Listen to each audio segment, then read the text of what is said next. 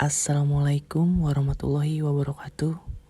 Yang terhormat Bapak As'ad, STHI MPD selaku dosen pengampu mata kuliah Akhlak dan Etika yang semoga senantiasa dalam keadaan sehat walafiat. Amin ya rabbal alamin.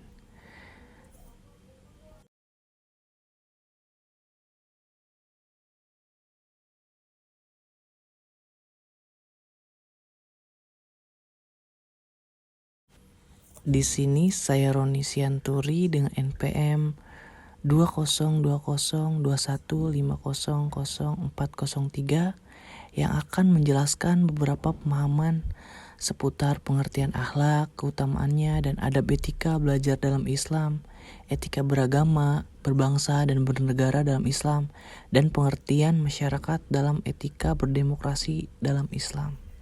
Di sini yang pertama mungkin kata akhlak. Nah, kata akhlak ini sendiri terdengar dalam kehidupan sehari-hari, dan sebagai muslim kita mengetahui bahwa akhlak adalah salah satu yang harus diperhatikan, terutama dalam kehidupan bermasyarakat. Nah, seorang muslim itu sendiri senantiasa dianjurkan untuk memiliki akhlak yang baik dan menjauhi akhlak yang buruk. Nah, kata akhlak itu sendiri menurut istilah khusus dalam Islam diartikan sebagai sifat atau perangai seseorang yang telah melekat dan biasanya akan tercermin dari perilaku orang tersebut. Nah, seorang yang memiliki sifat baik biasanya memiliki perangai atau akhlak yang baik pula. Dan sebaliknya, seorang yang memiliki perangai yang tidak baik cenderung memiliki akhlak yang tercela. Kata akhlak disebutkan dalam firman Allah pada ayat berikut. Sesungguhnya kami telah mensucikan mereka dengan menganugerahkan kepada mereka akhlak yang tinggi, yaitu selalu mengingatkan manusia kepada negeri akhirat. Quran Surat Sad ayat 46. Nah, dalam hal tersebut sangat penting bagi kita untuk memahami akhlak dalam beretika.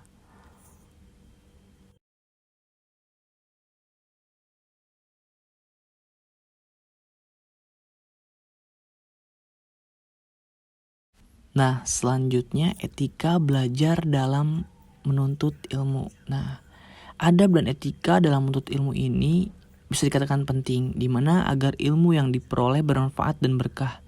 Dan menuntut ilmu pula merupakan kewajiban bagi setiap muslim, sebagaimana sabda Rasulullah SAW, yang mana artinya menuntut ilmu itu wajib bagi setiap muslim. Hadis riwayat Ibnu Majah. Nah, yang mana artinya niat dalam menuntut ilmu ini adalah untuk mendapatkan keridhaan Allah SWT.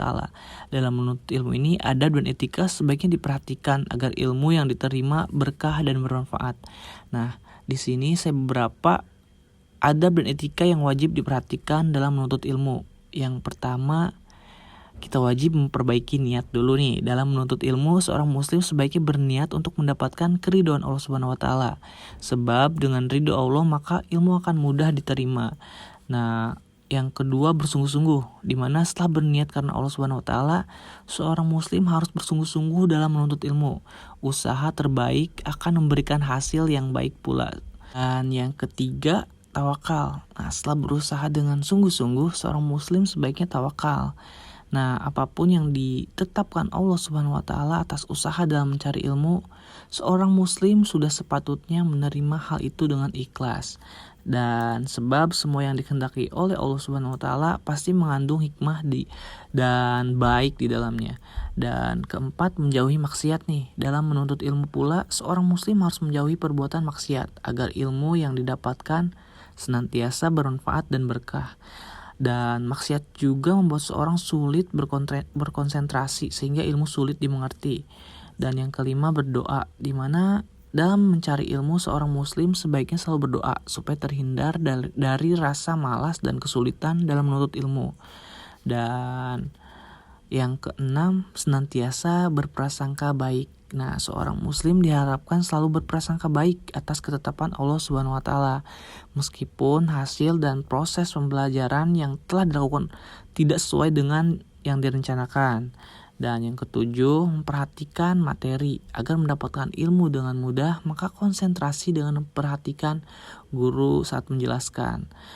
Nah, yang kedelapan, jangan ragu bertanya. Banyak yang bertanya seputar ilmu yang tidak dapat dipahami, termasuk adab dalam mencari ilmu.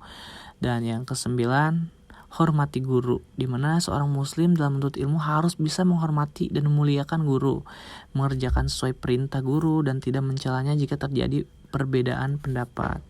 Dan yang ke-10, mengamalkan ilmu yang dimiliki. Seorang muslim yang telah menuntut ilmu dianjurkan untuk mengamalkan. Sebab jika tidak diamalkan maka termasuk golongan orang yang celaka. Nah, selanjutnya etika seorang muslim dalam berbangsa dan bernegara.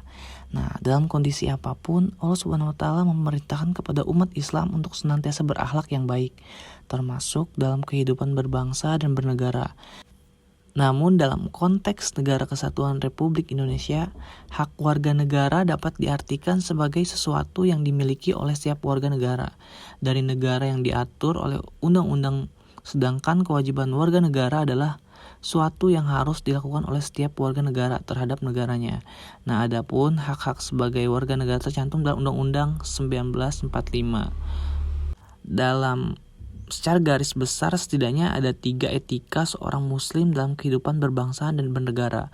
Yang pertama, menegakkan keadilan dan kebenaran, menegakkan nilai-nilai kemanusiaan, dan mewujudkan kemaslahatan umat.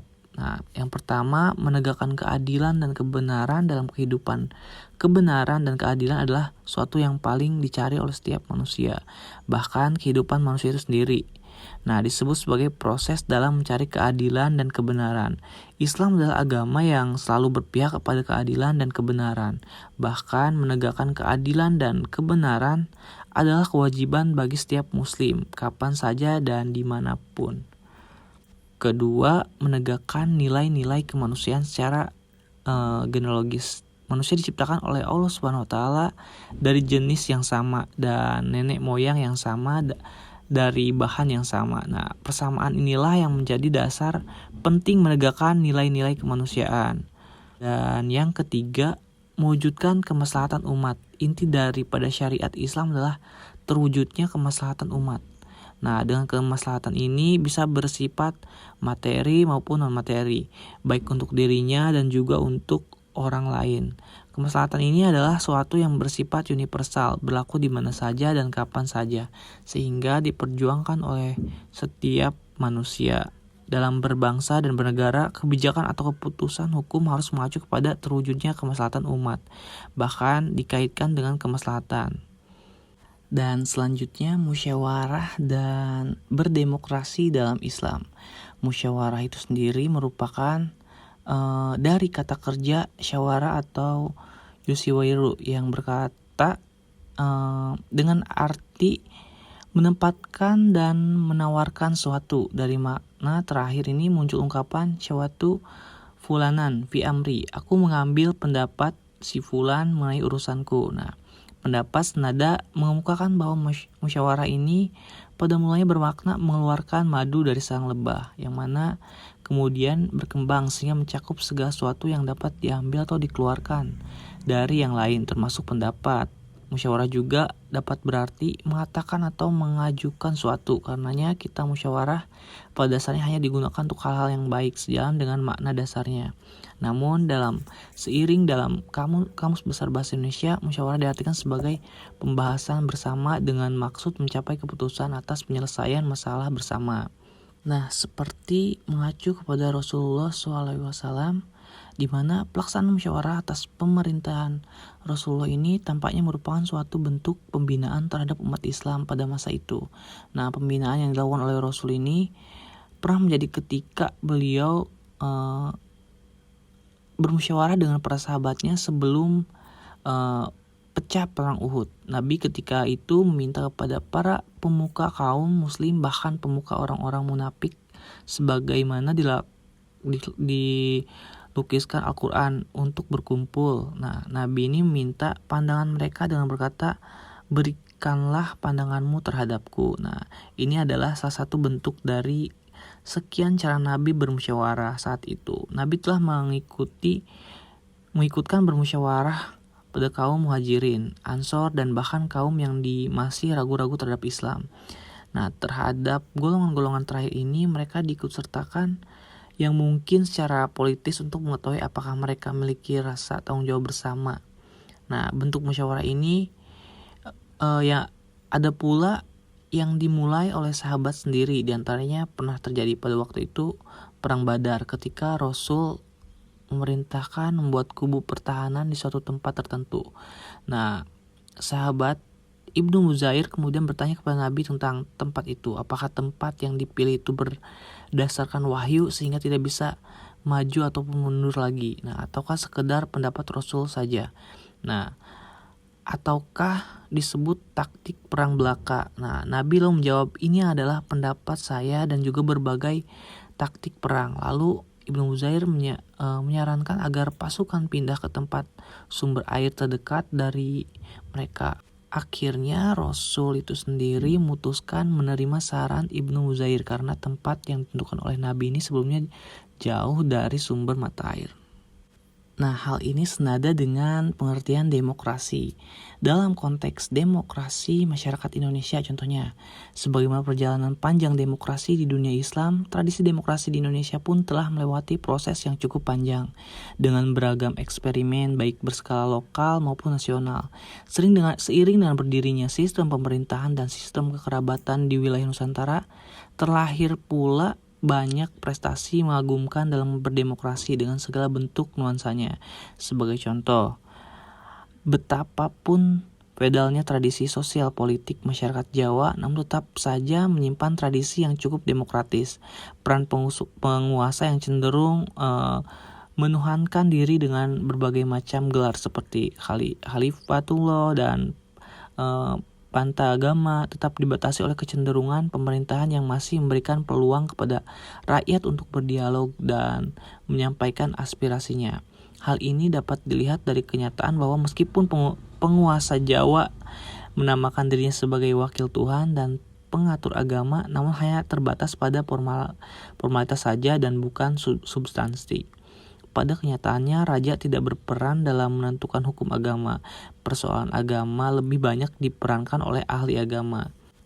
Nah, memang berdasarkan paparan tadi, bahwa memang demokrasi tidak pernah secara tersurat disebutkan dalam Al-Quran. Hanya menyebutkan perintah untuk bermusyawarah. Dalam hal ini, bahwa lebih sempit daripada demokrasi, apalagi jika mencelah pendapat beberapa intelektual yang menyatakan bahwa keselarasan dan demokrasi terletak pada beberapa prinsip demokrasi, yakni keadilan, persamaan, kemerdekaan, musyawarah, dan pertanggungjawaban. Dari prinsip-prinsip ini bisa dilihat bahwasannya demokrasi ini hanyalah bagian kecil dari artinya yang sangat luas. Namun demikian, demokrasi ini sama sekali tidak bertentangan dengan Al-Quran. Justru Al-Quran memberikan landasan moral dalam membangun sistem demokrasi itu sendiri. Terima kasih, kurang dan lebihnya mohon maaf. Wassalamualaikum warahmatullahi wabarakatuh.